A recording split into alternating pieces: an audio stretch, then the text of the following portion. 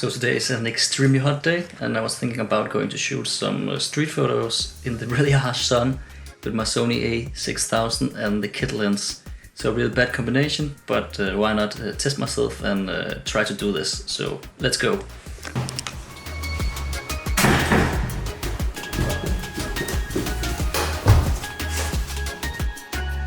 So I spared you the bike trip here this time. By the way, how do you like the grading on the Osmo Action camera here? As you see, this is bright, high sun in a not so romantic area of Copenhagen. With me I got the trusty a6000 with a decent dynamic range, but with this light it is definitely going to be a challenge to get something good out of this. On the camera I have the kit lens, which is the 16 to 50mm. So the first photo in the back, I was actually trying to get the brown-haired girl here solo, but I got photobombed by the mom or woman on the cargo bike. I also do think that I needed a bit more range to capture the woman or young brown-haired girl.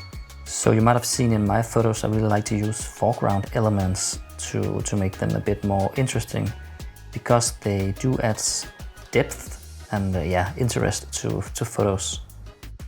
Throughout this video you will see me play around with some different presets that I'm working on, mostly because it is hard to color grade photos taken in this kind of sunny light, but also because I want to make the video a bit more interesting for you to look at.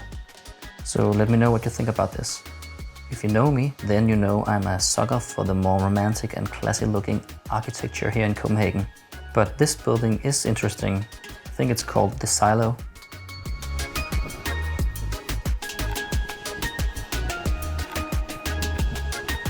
I'm really not a huge fan of the teal and orange look, but I think I have a decent preset here for it.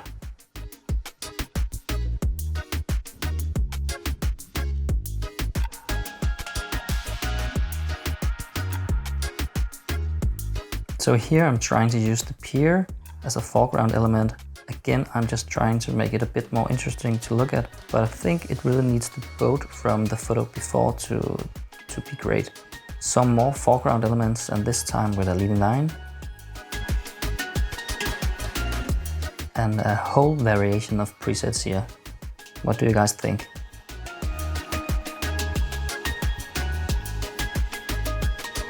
Anyway, I turned around again and I'm walking down the pier because I need to go down to the bottom to the Adler building that has a very pointy corner, which is really cool.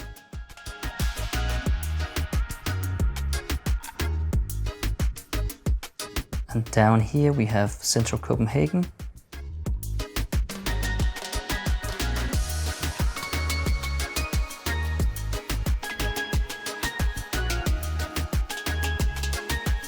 I was trying to use my feet as a foreground element. I really didn't like it.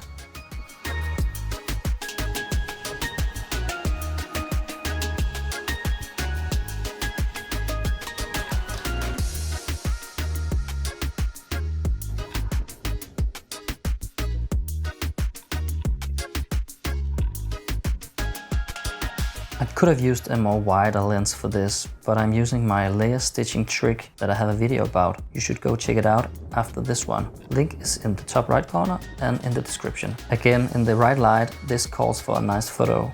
Here I might have gone a bit too far with the edit. I was thinking to use the glass facade as a mirror, but this side is not that interesting and I needed the lens to be more wide. But on the other side it was too dark, so it did really not turn out the way I wanted it. There were a lot of people jumping in the water down here, but I needed to be closer to the water, and I also needed a longer focal length to really capture them. So we go back to the bridge and over for a couple of minutes.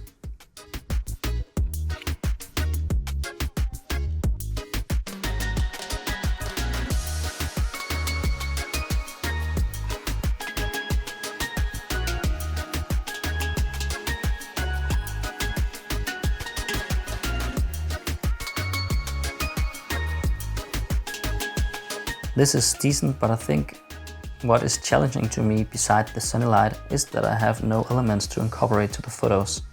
But of course also a blown out sky does not make a pretty photo. So with this edit, the change of sky is subtle, but I do think it gives the picture a lot more. I spotted a woman just before sitting here under the silo building. I actually really like this picture. As I was taking this photo, another woman passed through the silo.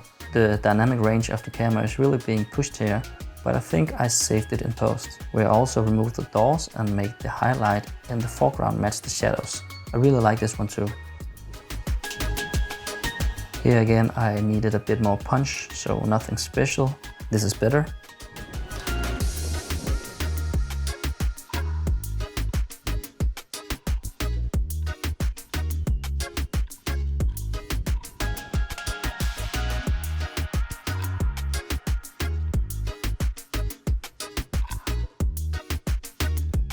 Not the best idea to stop at the bottom of a hill to take photos in the middle of the bike tracks. But yeah, that's how it is to be a tourist, I think. So the building down here in the middle is called the Cactus Towers because there are two next to each other. They are made by the Danish architects Big, which have made several big projects around the world. What do you think about them?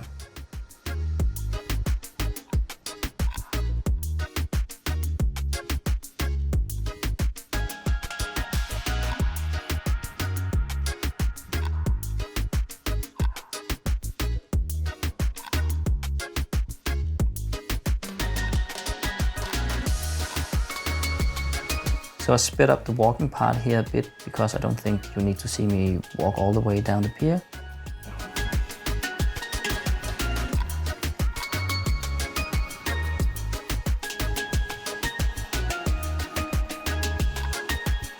But we stop here for a moment, and this is one of my favorites from the walk, apart from the more shadowy light and the highlights here in the middle. I really like the framing of this guy on the bike with the building in front of him.